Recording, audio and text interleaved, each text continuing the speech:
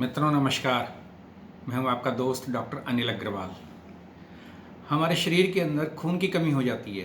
ये खून की कमी क्या होती है कि जब हमारे ब्लड के अंदर हीमोग्लोबिन कम हो जाता है तो हम उसे बोलते हैं खून की कमी हो गई है। और ये हीमोग्लोबिन कैसे कम होता है? क्योंकि हीमोग्लोबिन के अंदर दो चीज़ें होती हैं, एक आयरन का पार्ट होता है, ग्लोबिन का पार्ट होता है। जब अगर आयरन का पार्ट कम होता है तो हम उसको बोलते हैं आयरन डेफिशिएंसी एनीमिया। तो ये आयरन डेफिशिएंसी एनीमिया जो है ये सबसे ज़्यादा कॉमन है। हालांकि एनीमिया के बहुत सारे कारण होते हैं, बहुत सारी तरह का भी होता है एनीमिया। आज हम उनके ऊपर बातचीत नहीं करेंगे, आज हम केवल बातचीत करेंगे आयरन डेफिशिएंसी एनीमिया क्या होता है। तो आयरन डेफिशिएंसी एनीमिया जैसे मैंने बताया कि जब आयरन की कमी शरीर के अंदर होती है तो हमारा हीमोग्लोबिन पूरा बन नहीं पाता है, जिसकी वजह से फिर हम इसे बोलते हैं कि आयरन डेफिशिएंसी एनीमिया हो गया। तो आयरन डेफिशिएंसी एनीमिया कैसे हम पहचानेंगे कि शरीर के अंदर आयरन डेफिशिएंसी एनीमिया है? तो उसके कुछ सिम्टम्स होते हैं जिनको देखकर हम कह सकते हैं कि इस व्यक्ति को आयरन डेफिशिएंसी एनीमिया होगा। सबसे पहला तो एक होता है कि ऐसे व्यक्ति को थकान बहुत जल्दी महसूस होती है, वो बहुत जल्दी थक जाता है, थोड़ा सा काम करता है तो थक जाता है। तो फिर एक ये कारण होता है। दूसरा, उसकी जो त्वचा होती है वो पीले रंग की पड़ जाती है, उसके अंदर तेज नहीं होता, सफ़ेद रंग की दिखाई देती है। उसके अंदर जो एक स्किन के अंदर एक लस्टर होता है, एक जो शाइनिंग होती है वो सब खत्म हो जाती है। बिल्कुल ऐसे लगता है जैसे बहुत टाइम का ये बीमार व्यक्ति है। तो उसकी स्किन इस तरह की हो जाती है। और उसकी छाती के अंदर भी पेन हो सकता है, उसकी हार्ट बीट बढ़ जाती है, थोड़ा चलते ही हार्ट बीट बढ़ने लगती है, थोड़ा चलने के बाद उसकी सांस भी फूल सकती है। हालांकि अगर सांस फूलती है तो हम कहते हैं कि शायद अस्थमा ना हो, लेकिन इसकी जब उसके एग्जर्शन के साथ से रिलेटेड होती है तो हम सोच सकते हैं कि इसको शायद एनीमिया होगा।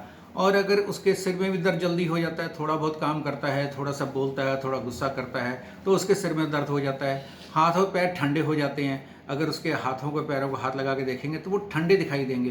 अरे उस तो आप कह सकते हैं इसके हाथ पैर इतने ठंडे क्यों रहते हैं? उसका कारण ये होता है कि जब ब्लड सर्कुलेशन पूरा नहीं होता है, वहाँ तक ऑक्सीजन पहुँच ही नहीं पाती है उसके शरीर के अंदर, तो हाथ पैरों तक, तो फिर उसके हाथ पैर ठंडे महसूस होते हैं। और कुछ लोगों के अंदर ये भी देखा गया है कि उसकी जीभ जो है रोगी की वो सोर हो जाती है, मतलब जल्दी मोटी हो जाती है या फट जाती है, जिसे हम स्टोमेटाइटिस भी कहते हैं। आयरन डेफिशिएंसी एनीमिया वालों के अंदर इस तरह की जीभ भी देखने को मिलती है। कुछ लोग कहते हैं मेरी जीभ बहुत जल्दी आ जाती है, तो उसका कारण एक आयरन डेफिशिएंसी एनीमिया भी हो सकता है, उसे देखना चाहिए। रोगी के नाखून भी जो होते हैं बहुत जल्दी टूट जाते हैं, ब्रिटल हो जाते हैं, तो ये भी आयरन डेफिशिएंसी एनीमिया का एक सिम्टम होता है। और रोगी को कुछ ऐसी चीज़ों को खाने की क्रेविंग होती है जो कि हम खाते नहीं हैं। जिस तरह से आपने देखा कुछ बच्चे पेंसिल खाते हैं, रबड़ खाते हैं, मिट्टी उठा के खाने लगते हैं। और इवन कुछ गर्भवती महिलाएं भी कच्चे चावल खाने लगती हैं, कच्चा कोला खाना शुरू करती हैं। तो ये सब भी सिम्टम्स जो होते हैं ये आयरन डेफिशिएंसी एनीमिया के ही होते हैं। और ऐसे लोगों को भूख भी कम लगनी शुरू हो जाती है कि उनको कि मेरे को भूख ही नहीं लगती है, मेरे को सारा भूख नहीं लगती है, मैं कुछ खाऊं तो मेरा मन नहीं करता खाने का। तो ये भी इसका सिम्टम होता है आयरन डेफिशिएंसी एनीमिया का। तो इसकी वजह क्या होती है आयरन डेफिशिएंसी एनीमिया की? इसके अंदर सबसे पहला होता है कारण ब्लड लॉस होना। अगर शरीर के अंदर कहीं पे ब्लड लॉस हो रहा है, मतलब तो उसकी वजह से फिर आयरन कम होता जाएगा बॉडी के अंदर।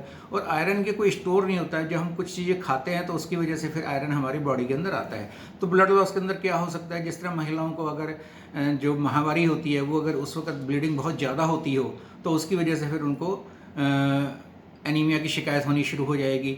या फिर कुछ लोग जो खाने के अंदर जो है आयरन वाली चीज़ें नहीं खा पाते हैं, उनके डाइट के अंदर आयरन की कमी है, तो उसकी वजह से भी फिर जो है आयरन डेफिशिएंसी एनीमिया हो जाएगा।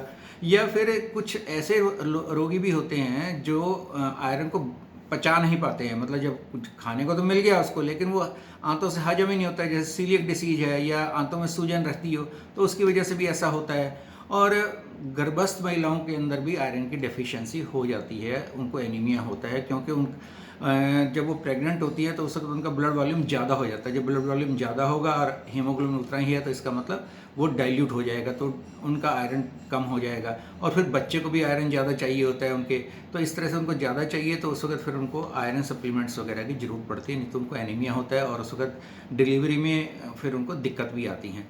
तो ये तो कुछ एक ऐसी चीज़ें जो मैंने बताई। अब इसको ठीक कैसे करें, तो उसके लिए कि आयरन सप्लीमेंट्स ले सकते हैं। कुछ होम्योपैथिक दवाइयाँ भी हैं जिनका हम प्रयोग करके जो है इसको ठीक कर सकते हैं। जैसे जिन लोगों को जो और सिम्टम्स मिला के फिर हम बताते हैं कि कौन सी होम्योपैथिक दवाई लेनी चाहिए। जैसे मैंने बताया आयरन सप्लीमेंट्स लेने ही चाहिए, लेकिन वो जैसे बताया कि कई बार ये हजम नहीं होते हैं, तो उसके लिए फिर क्या करें, जो होम्योपैथिक दवाइयाँ जैसे फेरम मेटालिकम है उसका प्रयोग कर सकते हैं। जिन रोगियों को खाना खाते उल्टी आती है या खाना खाते खाते बीच में उल्टी आ जाती है, तो उसमें ये दवा बहुत अच्छा काम करती है।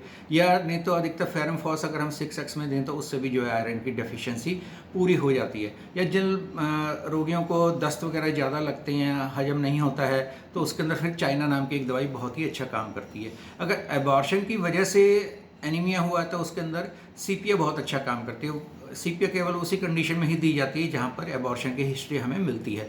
या जो रोगी ऐसे होते हैं जिनको कैंसर था या कोई अन्य ऐसी बीमारी थी जिसमें कीमोथेरेपी की आवश्यकता पड़ी है, तो उस वक्त फास्फोरस नाम की एक दवाई है उसका प्रयोग कर सकते हैं और उससे भी फिर आयरन डेफिशिएंसी एनीमिया ठीक हो जाता है। जो रोगी नमक ज़्यादा खाते हैं और आयरन की डेफिशिएंसी है तो उस वक्त उनमें नेट्रम्यूर नाम की एक दवाई बहुत ही अच्छा काम करती है। या जो मैंने जैसे बताया, जो बच्चे जो हैं पेंसिल रबड़ वगैरह खाते हैं तो उनको कैलकेरिया फास्ट दे के भी ठीक किया जा सकता है। धन्यवाद दोस्तों।